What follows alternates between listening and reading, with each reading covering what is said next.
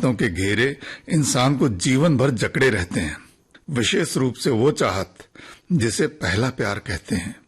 वो जीवन के अंत तक यादें बनकर आंखों के सामने मौजूद रहता है। कभी आंखें भिगो देता है तो कभी होठों पर मुस्कुराहट ला देता है तो कभी हौले से गुदगुदा जाता है। इन्हीं विचारों में उलझा हुआ था मैं, और ट्रेन अपनी रफ्तार से बढ़ी जा रही थी। मैं विंडो सीट पर बैठा हुई उसे दिल से चाहा है तो मुझे उसके पास आना पड़ेगा, और मैं बेसाख्ता उसके पास जाने के लिए निकल पड़ा। लेकिन मैं ये नहीं समझ पा रहा था कि मेरा मोबाइल नंबर उससे कैसे मिला। उससे बिछड़े हुए तो वर्षों बीत गए। उन दिनों तो ना ही मोबाइल हुआ करते थे ना पेजर। मैं आगरा में एडिशनल एसपी की पोस्ट पर तैनात था। न जाने कैसे उसने मेरा मोबाइल नंबर पा लिया और फोन कर दिया। वर्षों बाद आए उसके कॉल ने मुझे मेरे जीवन के सबसे आकर्षक दिनों की ओर मोड़ दिया, और मैं न चाहते हुए भी, ओहो कितने दिलकश थे वो दिन। वो जब भी कहती, मुझे बुलाती, मैं सब कुछ छोड़कर उसके पास पहुंच जाता, और फिर मेरी साइकिल के कैरियर पर बैठकर वो मेरे साथ चल देती। कभी कॉलेज तो कभी किसी सहेली के घर तो कभी बिजली का बिल जमा करने, और मैं न जाने कौन सी ऊर्जा से भर उठता था। कितनी भी धूप हो, कैसी भी चढ़ाई हो, उसे साइकिल पर बिठाकर उसके गंतव्य तक पहुंचा देता, और जब तक वो लौट कर नहीं आती उसका इंतजार करता। उन दिनों मेरे पास साइकिल हुआ करती थी, मेरी शान की सवारी। मध्यम वर्ग से थे हम, और वो यानी दिव्यांगना, वो भी मध्यम परिवार से थी। लेकिन जैसा उसका नाम था दिव्यांगना, बिल्कुल वैसी ही थी वो। इतनी खूबसूरत कि सच में जैसे उसका अंग प्रत्यंग दिव्य हो। चुलबुली, नटखट और जिद्दी भी। कॉलेज में कितने ही छैल छबीले उसके आगे पीछे डोलते रहते थे। उसकी एक मुस्कान पर मर मिटने को तैयार रहते थे, लेकिन वो किसी को भाव नहीं देती थी। बस एक मैं था जिसके पास वो बिना हिचक आ जाती, मेरी साइकिल के कैरियर पर बैठ जाती, और मैं अपने आप को जैसे उसका हीरो समझने लगता। कॉलेज के एनुअल फंक्शन में सबसे पहले मुलाकात हुई थी उससे। स्टेज पर आया, सामने नजर पड़ी तो पहली रो में ही बैठी थी दिव्यांगना। गीत गाते गाते बरबसी मेरी निगाह उसकी ओर उठ जाती। मुकेश का गीत गाया था मैंने। चंदन सा बदन चंचल चितवन। मुकेश दिव्यांगना के फेवरेट सिंगर थे। शायद इसलिए गीत खत्म होते ही वो स्टेज पर चढ़ के आ गई और सबके सामने मुझे फूल देकर चली गई थी। मैं तो ठगा सा खड़ा रह गया था। उस दिन न जाने कितने दिल सुलग उठे होंगे, लेकिन उसके दिए हुए एक फूल ने मेरे दिल में और ठहाकों से गूंज उठा। ट्रेन की विंडो सीट पर बैठे बैठे ही मेरे चेहरे पर मुस्कान आ गई थी। कितने सुहाने थे वो दिन। लॉ कॉलेज का फर्स्ट ईयर था। कभी सपने में भी नहीं सोचा था कि मुझ जैसे साधारण नाक नक्श वाले मध्यम परिवार के लड़के को एक दिन देवलोक से उतरी हुई कोई दिव्यांगना मिल जाएगी। एक हफ्ता भी नहीं बीता था कि एक दिन वो कॉलेज के रास्ते में मिल गई। उसे लेट हो रहा था तो मुझे रोककर मेरी साइकिल के कैरियर पर बैठ गई। बस उसके बाद तो जैसे आए दिन का यही रूटीन हो गया। इत्तेफाक से उसका घर और मेरा घर पास पास ही थे तो दोस्ती बढ़ गई। कॉलेज में हम 3 लड़कों का एक ग्रुप था तो दिव्यांगना का ग्रुप भी 3 लड़कियों का था। अब हम 6 का एक ग्रुप हो गया था। ग्रुप था, दोस्ती थी, लेकिन हम सब में दोस्ती होते हुए भी हम सब सिर्फ दोस्ती तक ही सीमित थे। मौज मस्ती, छोटी मोटी पार्टी, गाने बजाने की महफिल, बस इसके आगे कुछ नहीं। लेकिन एक मैं ही ऐसा था जो दिव्यांगना से आगे तक की आस लगाए बैठा था। लगता था धे लहजे में बोली, अशोक तुम बहुत अच्छे हो, दिल के बिल्कुल साफ, तुम मेरे सबसे अच्छे दोस्त हो। क्या इतना ही काफी नहीं है? मेरे दिल को धक्का लगा। मुंह से शब्द नहीं निकल रहे थे, बस उसे देखे जा रहा था। वो मेरी हालत समझते हुए बोली, क्या लड़का लड़की एक दूसरे के अच्छे दोस्त नहीं हो सकते? क्या लड़का लड़की है इसलिए उनमें प्यार होना जरूरी है? मेरी भीगी आंखों में झांकते हुए बोली, क्या तुम्हें मेरे व्यवहार से कभी ऐसा लगा कि मैं दोस्ती की हद से आगे निकल चुकी हूं? अब तक मैं जान चुका था कि उसके कहने का अर्थ क्या है। मैंने उसका हाथ पकड़ा और उसे नारायण बाग की बारादरी में ले आया। उसे सामने बैठाकर बोला, दिव्या, तुम्हें मुकेश के गाने अच्छे लगते हैं ना? उसने हाँ में सर हिलाया।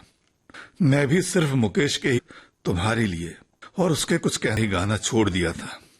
LLB भी पूरा हो चुका था।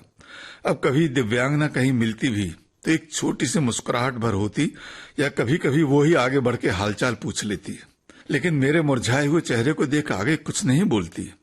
फिर एक दिन जब पता चला कि मुकेश ने उसे धोखा दे दिया तो फिर मेरे मन में एक आशा का दीपक जल उठा। मैं गया उसके पास। मेरे कंधे पर सर रखकर वो बहुत रोई भी, लेकिन प्यार की बात आगे नहीं बढ़ सकी। वो बोली कि अब मुझे अपना कैरियर बनाना है। बड़े बड़े ख्वाब देखे हैं मैंने, उन ख्वाबों को पूरा करना है मुझे। और तब मैं अपने टूटे सपनों की गठरी समेटे लौट आया था। मेरे आते आते वो इतना जरूर बोली थी कि तुम मेरे सबसे अच्छे दोस्त हो और हमेशा मेरे अच्छे दोस्त रहोगे। मेरी ट्रेन झांसी की ओर बढ़ी जा रही थी। मेरी सुंदर सुशील मेरा हरदम ध्यान रखती, मुझे जो पसंद होता वही करती वो। उसे मैंने अपनी जिंदगी के बारे में सब कुछ बताया था, दिव्यांगना के बारे में भी। बल्कि कभी कभी तो दिव्यांगना को लेकर इतना ज्यादा बोल जाता कि डर लगने लगता कि कहीं श्यामा को बुरा तो नहीं लग गया। लेकिन श्यामा ने कभी बुरा नहीं माना। मुझे ही अपने आप पर गुस्सा आता कि मैं ये सब क्यों कहता हूं उससे, लेकिन फिर वही बातें होने लगती। दिव्यांगना ऐसी थी, दिव्यांगना वैसी थी। मैं रोक ही नहीं पाता था खुद को। अपने अधूरे प्यार को पूरा करने की भावना शायद मन के किसी कोने में अब भी दबी हुई थी, और शायद इसी भावना ने मुझे इतने साल बाद दिव्यांगना से मिलने के लिए बेचैन कर दिया था। और मैं बेसाख्ता उसकी ओर बढ़ा जा रहा था। श्यामा अपने मायके ओर ही गई हुई थी और मैं भी अपने मायके यानी अपनी जन्मभूमि झांसी की ओर बढ़ा चला जा रहा था, जहां दिव्यांगना मेरा धीरे रेंगती हुई चल रही थी और मैं अपनी प्यारी झांसी, मेरी मातृभूमि को देख रहा था। 4 साल बाद यानी मेरी शादी के बाद अब मैं अपनी झांसी में आ रहा था, जहां पला बड़ा हुआ, पढ़ाई की। दिव्यांगना से ब्रेकअप के बाद उसी झांसी से निकल गया था। शायद यही भावना रही थी कि मैं तेरा शहर छोड़ जाऊंगा, लेकिन अपनी जन्मभूमि से प्रेम कैसे छूट सकता है। तभी दिव्यांगना का फोन आ गया। आ गए झांसी? हाँ, बस अभी ही ट्रेन रुकी है। वो बोली, आज शाम 4 बजे वहीं मिलते हैं, नारायण बाग में, जहां से कहानी खत्म हुई थी। मैंने कहा, मेरी कहानी तो कभी खत्म हुई ही नहीं। वो बोली, तो शायद आज आगे की कहानी लिखी जाए। आओगे ना? जरूर आऊंगा। मुझे लगा कि शायद मैं फिर से उन पुराने दिनों में पहुंच गया हूं, वही सुहाने दिन, स्टूडेंट वाले, जहां दिव्यांगना को मेरे साथ देख न जाने कितने दिल जल उठे थे। शायद मेरी अधूरी प्रेम कहानी अब पूरी हो रही है।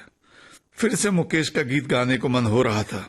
उसे बताऊंगा कि उससे बिछुड़कर कितनी रातें सो नहीं पाया। उसके छोटा भाई बहुत खुश हुआ। उसके बच्चों के लिए टॉफी का डिब्बा लाया था। बच्चे खुश हो गए। चाय नाश्ते के बाद जल्दी जल्दी फ्रेश हुआ, ढंग से तैयार हुआ और निकल पड़ा नारायण बाग के लिए। छोटे भाई ने कहा भी कि मैं छोड़ दूं, लेकिन मैंने मना कर दिया। ऑटो लेकर निकल पड़ा। दिल उछाले मार रहा था। उसके शब्द कानों में गूंज रहे थे कि आज आगे की कहानी लिखी जाए। इतने साल बाद आज होगी मेरी दिव्यांगना मेरे सामने। कैसी होगी वो? उसका रूप रंग इतने साल में कितना बदला होगा। और फिर नारायण बाग का गेट आ गया। मैं ऑटो से उतरकर अंदर पहुंचा। 3:45 बज रहा था। इस समय पूरा नारायण बाग सुनसान पड़ा था। कहीं दूर 1-2 माली भर दिखाई दे रहे थे। मैं बढ़ता हुआ बारादरी में पहुंचा। आसपास देखा, लेकिन दिव्यांगना कहीं नहीं दिखाई दी।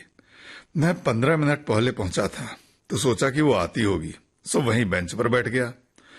एक पल को मन में आया कि मैं ये क्या करने जा रहा हूं। मेरी शादी हो चुकी है, दिव्यांगना भी शादीशुदा है, फिर कैसे कहानी आगे बढ़ेगी? श्यामा के साथ बेवफाई होगी है। मैंने एक पल को आंखें बंद कर ली। तभी अचानक दो कोमल हाथों ने पीछे से आकर मेरी आंखें बंद कर दी। दिल धड़क उठा। मैंने कांपते हाथों से उसके हाथों को छुआ। पीछे से उसकी हंसी सुनाई दी। मुझे पता था कि तुम हमेशा की तरह समय से पहले ही मुझसे मिलने पहुंच जाओगे। मैं खड़ा हो गया। उसने मेरे हाथ पकड़े और सामने आ गई। मेरी आंखें अब भी बंद थी। वो बोली, अब तो आंखें खोल लो। मैंने धीरे से आंखें खोली। मेरे सामने मेरी वही दिव्यांगना खड़ी थी, वैसे ही, और नारायण बाग की वो बारादरी मात्र थी। बाकी सारा जहां जैसे कहीं गायब हो चुका था। वो मुझे देखे जा रही थी, मैं उसे। अचानक वो बोली, कुछ पूछोगे नहीं? मैं ट्रांस से बाहर आया। हाँ, वो तुमने कहा था कि आज कहानी आगे बढ़ेगी, लेकिन कैसे? मेरी शादी हो चुकी है, तुम्हारी भी शादी हो चुकी है।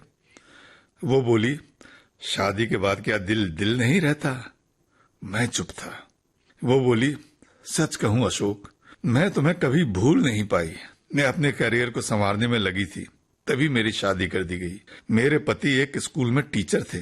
साधारण सी जिंदगी, लेकिन मेरे ख्वाब बहुत ऊंचे थे। मैं IAS की तैयारी में जुटी थी। मेरे पति राकेश भी अलग अलग एग्जाम देकर आगे बढ़ने की कोशिश कर रहे थे। उन्हीं दिनों मैं प्रेग्नेंट हो गई और मेरा ख्वाब अधूरा रह गया। मैं अंजलि की मां बन गई। 2-3 साल अंजलि की देखभाल में लग गए। इस बीच में अपनी IAS की तैयारी भी करती रही। अंजलि जब 3 साल की हो गई तो मैं ये कहकर अपने घर लौट आई कि अब मैं IAS क्लियर करके ही आऊंगी। अंजलि अपनी दादी और डैडी के साथ ही रह गई। यहाँ घर में अम्मा ने मेरा पूरा साथ दिया। IAS के पहले अटेम्प्ट को तो मैं क्लियर नहीं कर पाई और राकेश ने IPS क्लियर कर लिया। उन्हें गुरुग्राम में SP की पोस्ट मिल गई। 2 साल से ज्यादा हो गए थे मुझे। बीच बीच में कभी जाती थी उनसे मिलने, लेकिन 1-2 दिन में लौट आती। राकेश ने बहुत समझाया कि अब क्या जरूरत है, मेरी पोस्ट अच्छी है, अब यहीं रहो, अंजलि को भी तुम्हारी जरूरत है। लेकिन मेरी जिद के आगे उनकी एक नहीं चली। जब सासू माँ भी गुजर गईं, तब भी उन्होंने बहुत कोशिश की कि मैं उनके साथ रहूं, लेकिन मुझ पर तो सनक सवार थी IAS बनने की। 2 साल और गुजरे। मैं अपने ख्वाब पूरे नहीं कर पाई। इधर लगभग 1.5 साल से राकेश या अंजलि का कोई भी फोन नहीं आया, न कोई समाचार मिला। मैंने 2-3 बार फोन किया भी, लेकिन उधर से किसी ने कोई रिस्पांस नहीं दिया। तो एक दिन मैं ही गुरुग्राम जा पहुंची। घर का दरवाजा एक 5 साल के लड़के ने खोला। बोला कि डैडी तो अभी ड्यूटी पर हैं। तभी भीतर से मोना आ गई, साथ में अंजलि भी थी। मैं चौंक गई। दिल बुरी तरह से धड़क रहा था। अंजलि बोली, अब क्यों आई हैं आप? यहाँ अब आपका कोई नहीं है। अच्छा होगा आप झांसी ही लौट जाएं। अब मेरी मम्मी ये है और ये राजू है मेरा छोटा भाई। अब हम सब यहाँ सुख से हैं। तब मुझे एहसास हुआ कि नारायण बाग की लाइट्स जगमगा उठी थी। उनकी रोशनी में दिव्यांगना की आंखों से बहते हुए आंसू चमक रहे थे। उसकी आप बीती सुन के मुझे दुख तो बहुत हुआ। मन हुआ कि उसे बाहों में भर के अपने हाथों से उसके आंसू पोंछ दूं, लेकिन जाने क्यों मैं ऐसा नहीं कर पाया। फिर भी मन में कहीं ये भावना भी उपज रही थी कि अब दिव्यांगना मेरी है। ऐसी सोच विचार में डूबा हुआ था, तभी वो बोली, अशोक, शायद मैंने तुम्हारे भोले भाले दिल को तोड़ा था, इसीलिए भाग ने मुझे मेरी करनी का दंड दिया और मेरा बसा बसाया घर टूट गया। मैं कुछ नहीं कह पा रहा था। तभी उसने बेबाकी से मेरे हाथ पकड़ लिए। बोली, मुझे तुम्हारा साथ चाहिए अशोक। मन ही मन में झूम उठा। मेरा पहला और आखिरी प्यार मेरे सामने था। खुद मुझसे प्यार का इजहार कर रहा था, लेकिन ना जाने क्यों मुझे एक संकोच घेरे हुए था। शायद मेरी वैवाहिक जिंदगी मुझे रोक रही थी। एक पल को श्यामा का निश्चल चेहरा मेरे सामने घूम गया। अभी मैं कुछ और सोचता, तभी दिव्यांगना मेरे सीने से लिपट के रोने लगी और मैं उसे सांत्वना देता हुआ बरबस ही बोल पड़ा, चिंता मत करो दिव्यांगना, मैं हूं ना तुम्हारे साथ। मेरे हाथ उसके आंसू पहुंच रहे थे। मेरी चाहत परवान चढ़ने लगी थी। तभी वो बोली, अंधेरा घिरा आया अशोक, मुझे लॉज तक छोड़ दो। क्यों, अपने घर नहीं जाओगी? वो बोली, अशोक, 2 साल पहले डैडी गुजर गए। मेरा घर टूटने के बाद मैंने ग्वालियर में नौकरी कर ली। मम्मी वहीं मेरे साथ रहती हैं। यहाँ वाला घर मैंने बेच दिया है। लॉज मेरी सहेली हेमा का है। जब भी मैं झांसी आती हूँ तो हेमा मुझे कहीं और नहीं जाने देती। अंधेरा घिर चुका था, 8 बजने को था। वो रूम नंबर 206 में रुकी थी। मैं लौटने लगा तो उसने मेरा हाथ पकड़ लिया। बोली, अशोक यहीं रुक जाओ। कहाँ जाओगे? मैं समझ नहीं पा रहा था कि क्या कहूँ, क्या करूं। असमंजस में डूबा हुआ मैं कुछ निश्चय नहीं कर पा रहा था। तभी वो बोली, क्या हुआ? सोच रहे हो कि समाज क्या कहेगा? अशोक, समाज की चिंता हम क्यों करें? तभी मैं बरबस बोल पड़ा, दिव्या, समाज की चिंता करनी होती तो मैं यहां तुमसे मिलने आता ही क्यों? खैर, अभी तुम फ्रेश हो जाओ, मैं घर होकर आता हूं। 10 बजे तक आ जाऊंगा। मैं उसे श्रीजी लॉज में छोड़कर लौट आया। मन में बड़ी उथल पुथल मची हुई थी। जिसके लिए मन वर्षों से बेचैन था, उससे बिछुड़कर भी एक पल के लिए भी मैं उसे भूल नहीं पाया था। वो मेरा प्यार मेरे सामने था, मेरे प्रति समर्पित। लेकिन मेरी चाहत और मेरी गैरत के बीच एक जंग छिड़ी हुई थी। ऊहापोह की ऐसी स्थिति मेरी जिंदगी में पहले कभी नहीं आई थी। घर पहुंचा तो खाना खाने में भी मन नहीं लगा। छोटे भाई ने पूछा कि क्या हुआ, आप कुछ परेशान दिखाई दे रहे हैं दादा। हमारे यहाँ बड़े भाई को दादा ही कहने का रिवाज है। मैंने कहा कि कुछ नहीं, अभी कहीं जाना है मुझे। भाई बोला, तो परेशान होने की कोई बात नहीं है, मैं चलता हूं ना आपके साथ। मैंने उसे मना कर दिया। मेरी चाहत ने मुझे आगे बढ़ने पर मजबूर कर दिया। मैं जल्दी जल्दी तैयार होकर 10 बजते बजते वापस श्रीजी लॉज जा पहुंचा। लेकिन फिर अचानक ही लॉज की सीढ़ियां चढ़ते चढ़ते मेरे पांव भारी होने लगे। मैं एक एक सीढ़ी चढ़ रहा था, लेकिन ऐसा लग रहा था कि जैसे कोई मुझे पीछे खींच रहा था। लॉज की दूसरी मंजिल तक 22 सीढ़ियों का वो सफर जैसे 22 मील का सफर हो गया था मेरे लिए। श्यामा, मेरी पत्नी का चेहरा बार बार घूम रहा था मेरे सामने। 22वीं सीढ़ी तक चढ़ते चढ़ते मेरे पांव ठिठक गए। मैं क्या करने जा रहा हूं? मेरी श्यामा से बेवफाई है ये। नहीं नहीं, मेरा हंसता खेलता परिवार है। मैं अपनी खुशी के लिए परिवार को धोखा नहीं दे सकता। सामने कमरा नंबर 206 था, सिर्फ 5 कदम की दूरी पर। मैं वो 5 कदम नहीं चल पा रहा था, लेकिन मन नहीं मान रहा था। और फिर मैंने मजबूर होकर झांसी ही छोड़ दी। बड़ी मुश्किल से संभल पाया था मैं। और आज जिसकी वजह से मैंने झांसी छोड़ी थी, वो बस अब 5 कदम की दूरी पर थी। जैसे तैसे करके मैं कमरे के दरवाजे तक पहुंच ही गया। मेरा कांपता हुआ हाथ डोरबेल तक पहुंचा, लेकिन मैं डोरबेल बजा ही नहीं पाया। नहीं नहीं, मैं ऐसा कैसे कर सकता हूं? ये मुझे क्या हो गया है? मैं ऐसा तो कतई नहीं हूं। मेरी श्यामा ने तो मुझसे कोई बेवफाई नहीं की, फिर मैं कैसे उसका दिल तोड़ सकता हूं? मैं तेजी से वापस जाने के लिए पलटा ही था कि सामने देखकर चौंक पड़ा। सामने सीढ़ी के पास दिव्यांगना खड़ी हुई मुझे देख रही थी। लगा कि जैसे बहुत देर से वो मुझे, यानी मेरी हालत देख रही थी। मैं पसीना पसीना हुआ पड़ा था। क्या हुआ अशोक, वापस क्यों जा रहे थे? दिव्यांगना, मुझे माफ कर दो, मैं ये नहीं कर सकता, मुझे जाने दो। वो मेरा हाथ पकड़ते हुए बोली, ये क्या कह रहे हो अशोक? तुम अपनी दिव्यांगना को छोड़ के चले जाओगे?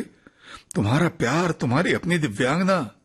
नहीं दिव्यांगना, मेरी जिंदगी बदल चुकी है। मैं अपनी श्यामा को धोखा नहीं दे सकता। अशोक, तुम किसी को धोखा नहीं दे रहे हो। जिसे तुमने कभी दिल से चाहा था, उस प्यार को पाना तुम्हारा हक है। मैंने तुम्हारा दिल तोड़कर बहुत बड़ा अपराध किया था अशोक। तुम्हें प्यार देकर शायद मेरे मन को कुछ सुकून मिले। तब तक मैं थोड़ा संभल चुका था। मैंने दिव्यांगना को समझाते हुए कहा, दिव्या, तुम मेरा पहला प्यार हो, मेरी चाहत हो, लेकिन अब मेरी दुनिया बदल चुकी है। तुम्हें भले ही ऐसा लग रहा हो कि मेरा दिल तोड़कर तुमने अपराध किया था, लेकिन अगर मैं यहां रुक गया तो मुझसे और भी बड़ा अपराध हो जाएगा, जो ना तो मेरे दिल को स्वीकार है और ना ही समाज इसे स्वीकारेगा। मुझे माफ कर दो दिव्या। मैं लौट पड़ा। 2 सीढ़ी उतरा ही था कि तभी पीछे से दिव्यांगना की आवाज आई, अच्छा सुनो तो। मैंने बिना पलटे ही कहा, बस दिव्या, अब और नहीं रुक सकता मैं यहाँ। मैं जैसे ही आगे बढ़ने को हुआ वो बोली, एक समय तो तुम मुझे बार बार पलट के देखा करते थे, अब पलट के एक बार भी नहीं देखोगे। मैं बरबसी पलट गया। सामने देखा तो मेरे होश ही उड़ गए। सामने श्यामा खड़ी थी। मुझे काटो तो खून नहीं, उसे आंखें फाड़े देख रहा था। तभी बगल से दिव्यांगना आकर उसके पास खड़ी हो गई। मेरे मुंह से शब्द नहीं निकल रहे थे, लेकिन आंखों से जैसे अंगार बरस रहे थे। उस पल में मुझे लगा कि ये सारी दुनिया ही जला दूं या खुद को जला लूं। मेरे सामने श्यामा खड़ी थी। उसकी नजर में मैं चोर साबित हो गया था। नजर नहीं मिला पा रहा था मैं उससे। दिव्यांगना मुस्कुरा रही थी। मैं हिम्मत समेटकर चिल्ला पड़ा उस पर, तो ये खेल रचा रही थी तुम? तुम्हारा घर टूट गया है तो अब मेरा घर तोड़ने चली हो, ताकि तुम फिर से अपना घर बसा सको मेरे साथ? इतना गिर गई हो तुम? तुम्हें अपने दिल में बसा रखा था, अपने प्रेम की देवी की तरह पूजा तुम्हें, और तुमने मेरे साथ ये खेल खेला। जी तो करता है कि तुम्हारा गला घोंट दूं। तभी श्यामा बोल पड़ी, इन्हें कुछ मत कहिए। इन्होंने जो किया वो मेरे कहने पर किया। मैं चौंका। तुमने ये किया? ये क्या कर रही हो तुम? वो बोली, ये सच है, इसमें दिव्या जी का कोई कसूर नहीं है। मैं असमंजस में पड़ा हुआ था। तभी दिव्यांगना बोली, हाँ अशोक, तुम दिन रात श्यामा से मेरी ही बातें करते रहते हो कि मेरी दिव्या ऐसी है, मेरी दिव्या वैसी है, वो इतनी अच्छी दिखती है, वो सच में ड्रीम गर्ल जैसी है। श्यामा को ये लगने लगा था कि तुम्हारे दिल में सिर्फ दिव्यांगना ही बसी हुई है। हालांकि तुमने पति के फर्ज बहुत अच्छी तरह से निभाए, लेकिन प्यार अभी भी तुम्हें दिव्यांगना से ही है। तुम अपनी जिंदगी की बातें श्यामा से शेयर करते रहते थे। इत्तेफाक से श्यामा के बड़े भाई विजय की दोस्ती अपने कॉमन फ्रेंड किशन से है। जब श्यामा उरई में थी तब विजय से मिलने आए किशन से श्यामा की मुलाकात हो गई, और फिर तुम्हारी और मेरी बात चल निकली। किशन से ही श्यामा को मेरी शादी टूटने की बात पता चली, तो श्यामा ने किशन से मेरा नंबर लेकर मुझसे बात की और मुझे ये सब करने को बोला। मैंने बहुत मना किया, लेकिन श्यामा नहीं मानी और मजबूर होकर मुझे ये सब करना पड़ा। मैं दोनों के चेहरे देख रहा था। लेकिन क्यों? ऐसी क्या जरूरत आन पड़ी थी जो मेरे साथ ये सब करना पड़ा? अगर मैं आगे बढ़ जाता तो क्या होता? तो मैं रोक देती तुम्हें, दिव्यांगना बोली। लेकिन श्यामा को तुम पर पूरा विश्वास था कि तुम ऐसे नहीं हो।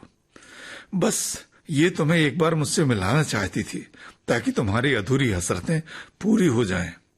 श्यामा आगे आकर बोली, मैंने जो भी किया उसके लिए मुझे माफ कर दीजिए, लेकिन आज मेरे विश्वास की जीत हुई, इसके लिए आपको बहुत बहुत शुक्रिया। ये कहते कहते उसने मेरे आगे हाथ जोड़ लिए। मैंने उसके जोड़े हुए हाथ थाम लिए। बोला, श्यामा, चाहतें कभी नहीं मिटती। ये सच है कि दिव्यांगना मेरा पहला और एकमात्र प्यार है, इसीलिए मेरे दिल में इसकी चाहत का एक बड़ा कोना रहा है। लेकिन ये भी सच है कि तुम्हारे साथ शादी की है, अग्नि के 7 फेरे लिए हैं, तो अपनी मर्यादा को कैसे तोड़ता? जो ऐसा करता भी है तो वही अग्नि एक दिन उसके सुखी जीवन को भस्म कर देती है। तभी दिव्यांगना ने आगे बढ़कर हम दोनों के हाथ थाम लिए। बोली, सच है अशोक, वैसे भी मैं तुम्हारे सुखी जीवन में आग नहीं लगाती, बल्कि मैं तो वो पुष्प खिलाना चाहती थी जो श्यामा के मन को और तुम्हारे आंगन को महका दे, और मुझे लगता है कि वो पुष्प अब खिल चुका है। अब हम तीनों के चेहरे खिले हुए थे। पुष्प सच में खिल उठा था, चाहतों का, दोस्ती का। उन्हीं के स्वर में आप सुन रहे थे। विविध भारती की ओर से इस कार्यक्रम के प्रस्तुतकर्ता रमेश गोखले।